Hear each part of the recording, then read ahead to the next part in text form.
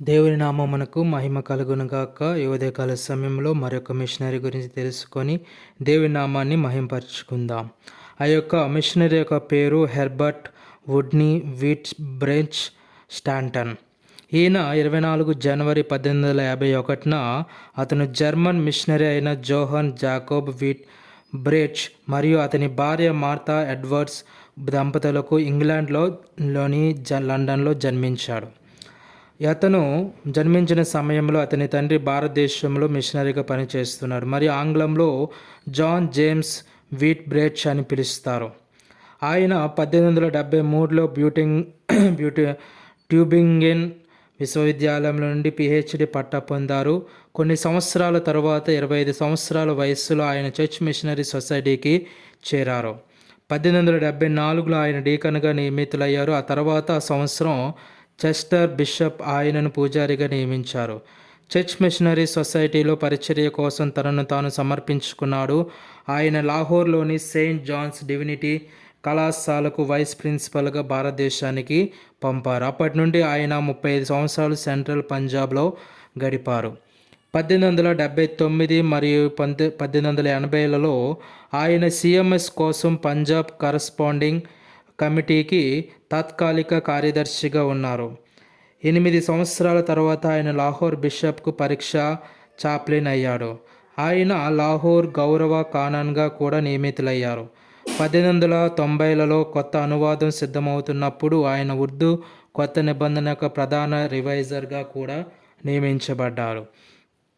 1911లో wheat breach CMS నుండి రాజీనామా చేసి మిషనరీల తయారీ కోసం సెంట్రల్ బోర్డ్ ఆఫ్ స్టడీ కార్యదర్శి పదవికి నియమితులయ్యారు. 2 సంవత్సరాల వయసు తరువాత కార్యదర్శిగా ఆయన బిబ్లియోగ్రఫీ ఫర్ మిషనరీ స్టూడెంట్స్ను ప్రచురించారు. బోర్డులో ఉన్నప్పుడు ఆయన అభ్యర్థుల కమిటీ సభ్యుడిగా కూడా ఉన్నారు. 1915లో వీట్ బ్రెచ్ మిల్డ్మే ఇన్స్టిట్యూషన్ డైరెక్టర్గా నియమితులయ్యారు. మరుసటి సంవత్సరం ఆయన ఇస్లాం జేమ్స్ లాంగ్ లెక్చరర్గా నియమితులయ్యారు. ఆయన రాసిన అనేక వ్యాసాలు చర్చ్ మిషనరీ ఇంటెలిజెన్సర్లో కూడా ప్రచురించబడ్డాయి. 1876లో అతను ఎల్లెన్ లూయిస్ స్టాంటన్ను వివాహం చేసుకున్నాడు. వారు 8 సంవత్సరాల తర్వాత వివాహం చేసుకున్నారు. ఆమె 1884 జనవరి 18న బరీ సెయింట్ ఎడ్మండ్స్లో మరణించింది. వీట్ బ్రెచ్ కుమార్తె వినీఫ్రెడ్ మార్గరెట్ వీట్ బ్రెచ్ పంజాబ్లోని విద్యా మిషనరీ ఆర్డర్ సెసిల్ క్లార్క్ను వివాహం చేసుకుంది. 1913లో wheat breach bibliography for machinery స్టూడెంట్స్ను ప్రచురించాడు. 1914లో వీట్ బ్రెచ్ ఇంట్లోనే సాహిత్య రచనలు చేపట్టమని ఆహ్వానించబడ్డారు.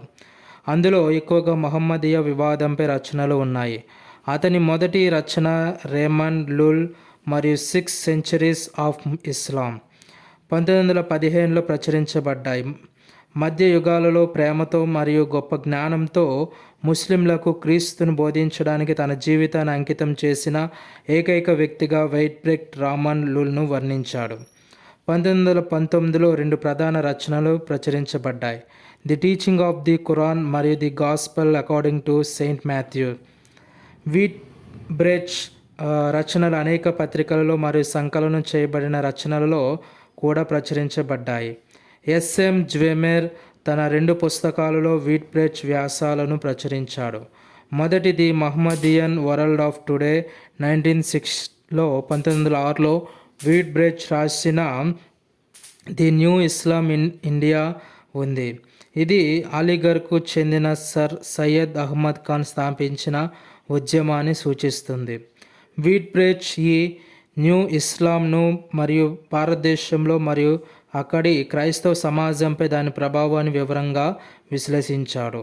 1911లో ప్రచురించబడిన జ్వెమర్ పుస్తకం ఇస్లాం అండ్ మిషన్లో వీట్ బ్రెచ్ రాసిన రిఫార్మ్ మూవ్మెంట్స్ ఇన్ ఇండియా ఉంది.